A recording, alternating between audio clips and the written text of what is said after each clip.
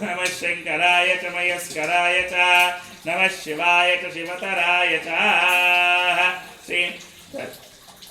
मधुना स्नपयामि शर्करा स्वादुपवस्वदिभ्याय जन्मने स्वादुरिन्द्राय सुभवे तु नाम्ने स्वाधुरमित्राय वरुणाय विवे बृहस्पते मधुमागम् अधाप्यः शर्करेण स्नपयामि ततः फलोदकम् या फलनीर्या फला अपुष्पायाच्च पुष्पिणीः बृहस्पति प्रसोधा जन्वगुं हसा ओम नमः सोमाय च रुद्राय च नमस्ताम्राय च अरुणाय च नमः सिंहाय च पशुपतये च नमः उग्राय च भीमाय च नमो अग्रे पदाय च दूरे पदाय च नमो हन्त्रे च हनीयसे च नमो वृक्षेभ्यो हरिकेशेभ्यः नमस्ताराय नमः शंभवे च मयोभवे च नमः शंकराय च मयस्कराय च नमः शिवाय च शिवतराय च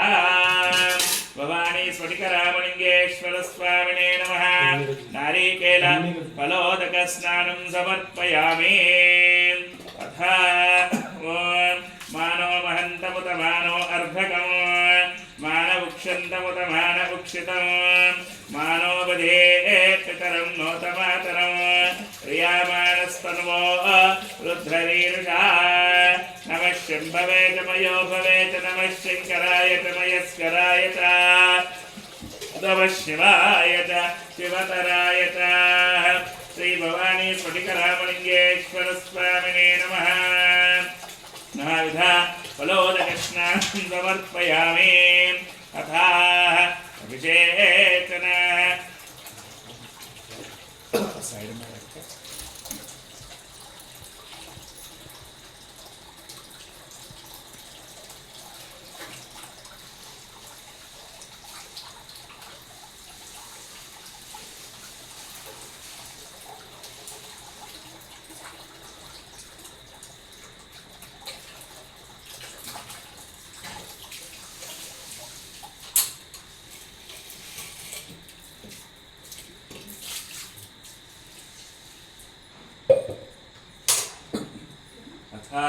सुगंधोदकम्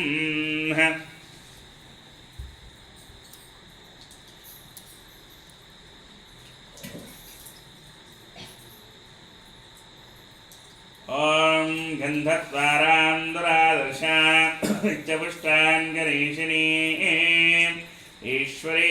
सर्वभूतानां तामिहोपक्वये श्रियम्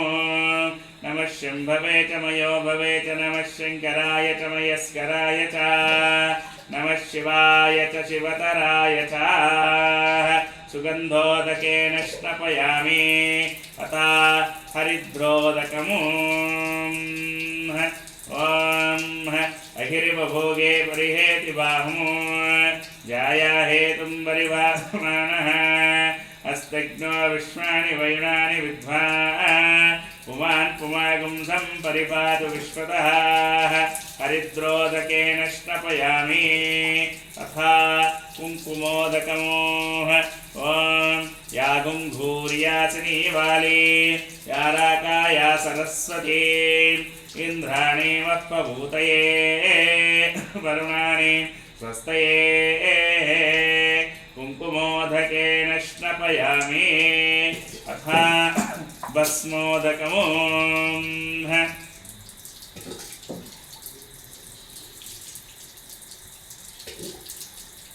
ॐ नमो रुद्रेभ्यो ये पृथिव्यां ये अन्तरिक्षे ये दिव्येषां नम्बातो वर्षमजवस्तेभ्यो दश प्राची दश दक्षिणाः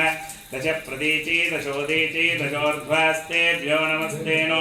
मुडयन्तु तेयं विष्णो यच्च नो द्वेष्टितं भोजम्बे ददामि त्र्यम्बकं यजामहे सुगन्धिं पुष्टिवर्धनम् वारुकमिव बन्धनान् वृक्षोर्वक्षे यमामृतातो अथा भस्मोदकेन स्नपयामि अथा